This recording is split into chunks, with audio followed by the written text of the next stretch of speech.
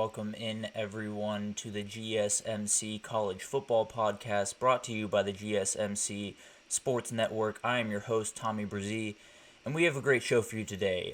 We had a great show for you yesterday, but had some technical difficulties. I appreciate everyone sticking through that. Hopefully they will be fixed today. If not today, then as soon as possible we will get everything in order and ready to roll so they will not be problems in the future. But today we're going to kind of backtrack a little bit, do a little bit of what we did yesterday because I felt like those segments need to be talked about and didn't get able to talk about the way that I would have liked. So we're going to start with the in-helmet communications possibly coming back this upcoming year.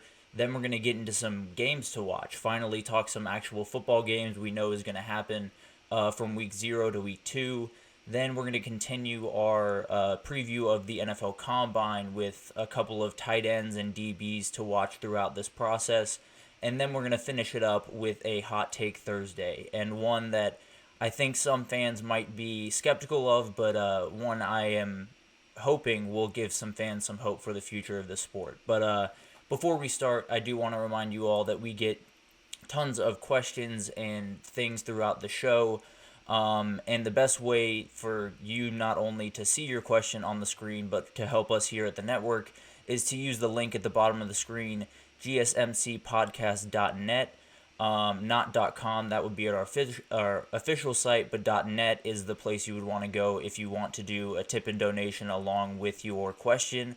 A lot shorter of a URL this time around, which is nice for me, but so if you want to leave a question, definitely use that link because it's super helpful to us here at the network and to you all to see your question come across the screen and I can address it as quickly as possible. So, but let's jump right in, why don't we? Because hopefully everything goes smoothly. I will be keeping my eye on the broadcast to see if anything slips up and see if we have to change paths here today again. But we'll see what happens. But let's jump into the in-helmet communication that could be on the way in this upcoming season. It's something that has been talked about for a very, very long time. The NFL has had it in place for a really long time, really. They started doing 2 players on either side of the ball that had a mic in their helmet talking to the play caller on either side of the ball or the head coach or any number of people. And it's really improved a number of different things in the NFL game. I think most marketably, it's created a game that is kind of defined by the play callers and defined by the players' ability to execute and understand their playbook, which is something that not college has been totally missing, but there has been more and more instances of people, running out of time on a play clock because the crowd is so loud and they can't get a play in, which is obviously very, very fun. But at the end of the day, I do enjoy seeing some type of chess match kind of happen between the play callers. And I think that's something that happens a lot in the NFL and not quite as much in college football. And it's something that I think this would absolutely change because when you have the ability to talk straight into your quarterback or your middle linebacker's helmet and give them an idea of what they're going to see, give them an idea of different checks they can get in and out of. Linebackers are super important to the structure and the lineup of a defense. So if a defensive coordinator sees a motion that they've seen on film, you can move a nickel or a safety down to the box to help out with that and do it very quickly instead of having to get that signal from the sideline and having to deal with all that in real time. And then, it creates a lot of breakdowns on the defensive side of the ball. So I think this is a great introduction to the sport. I think it makes everything more about the football being played, which I'm always in favor of. I think seeing the pure form of these guys going out every single day and, having the ability to just outsmart or out-execute your opponent, I think is something that doesn't always happen in college football. And I think this is something that could absolutely fix that. And ironically enough, it feels like we might have Michigan to thank about that. Obviously, what they did a season ago and all the allegations that came out about sign stealing and things of that nature did not help them by any means. But at the end of the day, I think it might have led to this being kind of fast-tracked, right? You want to limit these instances in the future. And the best way to do that is to not really have as many signs. Just have someone in your ear telling you what the play call is, and you move from there. So I think this is a huge benefit for the sport. I think it's a huge benefit for players, but I do think it'll benefit different players in different ways. So the short-term effects of this, let's say they implement it in 2024, which is what I tend to think will happen in all of this, just because a lot of things are moving very quickly in the sport, and we will get into tons of other stuff throughout the end of this week and then into next week, because playoff has a new format coming out, all of this new stuff that could possibly be happening shortly. And but I think this is one that really, really does benefit the sport. But in the short term, I think the people it benefits the most are really these very veteran quarterbacks that we have pretty much littered around college football at this point, whether it's Dylan Gabriel or Quinn Ewers at this point. Carson Beck's been with Georgia for a really long time. Cam Ward finding his way to Miami, but has still been around football for a really long time. So when you're in that position, when you've seen a ton of different football, when you've played a ton of different football, there is that ability to kind of navigate those situations better, right? When you have someone in your voice that, or in your ear, excuse me, in your ear that is breaking down these plays, it's very helpful when you have someone under center that fully understands what he's saying and can implement it at the drop of a hat, right? It's a little bit more sketchy when you throw out someone that might not be as familiar with the playbook, or just in general might not be as familiar with what high-level football looks like at the college football level. So there is a ton of questions around this. There are a ton of, worries, obviously. If someone can steal your signs, how can they not steal the frequency in your headset and be able to hear exactly what's being said? So that's another, wrinkle to this that could cause problems. There's no two ways about that. But at the end of the day, I think this is a huge benefit to coaches. It takes a lot of the earnest off them to be relaying information to 500 different people at the same time and be able to be right in their quarterback's helmet has got to be a huge benefit to these people. And then when you talk about kind of the long-term effects of this, and some of this might be minor, some of this might be major, but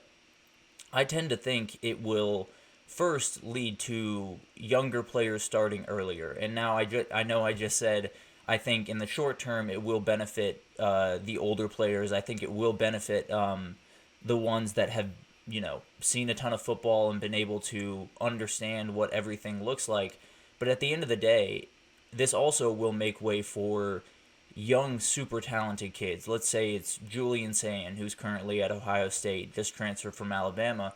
Super talented kid, can do a ton of different things that teams will be coveting throughout this process. But at the end of the day, he's going to need someone to help him through. There's no two ways about that. That's one of the big reasons why Will Howard is in Ohio State and why Julian Sayin still went over, because he understands that it's going to take time to fully learn this playbook. But say you're Alabama and you recruit, or let's say, perfect example, LSU has Bryce Underwood possibly coming in the 2025 cycle.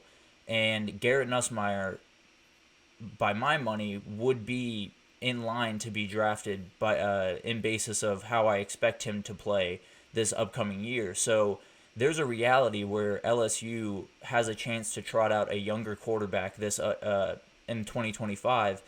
And I think having, your OC or your quarterback coach or your head coach in your ear, being able to break down what's in front of you, is so much help to these kids to develop faster, to understand the playbook faster, to essentially just become who they're inevitably going to be at a quicker pace. Because there's been a ton of examples of kids that get thrown into the fire a little bit too early, aren't quite prepared for playing that high-level football, and kind of fizzle out. That won't be the case if we're looking at a young kid going out there with all the ability in the world, might not have the, football knowledge that you quite want, but guess what? The football knowledge is right in his ear. So there is some ability to kind of blur the lines a little bit between what the I suppose there is a benefit to both sides of this. There is a benefit to having that veteran guy that understands the playbook, that can get in and out of checks remarkably well. But also, if you're a team that maybe in 2024 it's not going to look quite as pretty as you'd like. I always use the example of the Florida Gators, partly because that schedule is a nightmare, and that's just kind of the reality of this. But if I think there's more reality in the future if you're in a Florida Gators position going into 2024, or if you're in that position where you have a really talented young player that you like a lot, and you have an older guy that understands the offense and all of these different things. Once you have in-helmet communication, I think that margin between those two shrinks a little bit, because if you're a smart quarterback, if you're coming out of high school as a 5-star and you have all the tools and you just need a little bit of help with the breaking down of defenses and everything like that, your coach can help you do that. The problem is now he can only help you do that in practice. He can only help you do that in between games. Now he can help you in real time while you're under center, but also when you go to the sideline in between drives, you will have the ability to look on a tablet like they do in the NFL, the ones that Tom Brady is not too kind to throughout his years, but you have the ability to look at what just happened on the last drive, what the defense is doing, ways to adapt to that. And there's so many different ways that this can benefit a young kid who's thrown into the fire and just trying to figure out how to stay upright in a lot of ways. So not that Florida is going to trot out DJ Lagway to start the season, but I do think this at the very least opens the door for that scenario to happen. Because if you feel that a kid is going to be there for 3 years, let's say, and has the ability to become one of the best quarterbacks you've had in a really long time, not putting him in game situations as quickly as possible and not letting him experience what it's like to have his coach in his ear as quickly as possible, I think could be a huge detriment to his development, a huge detriment to what you can inevitably get out of this guy. So tons of different viewpoints on this. I think the teams, if it were to be implemented in 2024, I think the teams would very much benefit from this are the Texas, the Georgias, the Oregons of the world, who are already benefiting from a ton, but have those veteran quarterbacks that fully understand the offense, that can go in and out of checks very quickly, and have a great relationship with their play caller, which is super important in all of this. So not only do I think it encourages kids to stick in one spot for a little bit longer, to get everything down to a T and understand everything as it comes at him, but also I do think it benefits young kids to go into a school where maybe they wouldn't have started 5 years ago, but now have the ability to, because they can handle the helmet communication. They have a good relationship with the OC, whatever it is. I think it can benefit a ton of different kids. So this is obviously tons to still be ironed out here. We don't know how many people on the field will have these.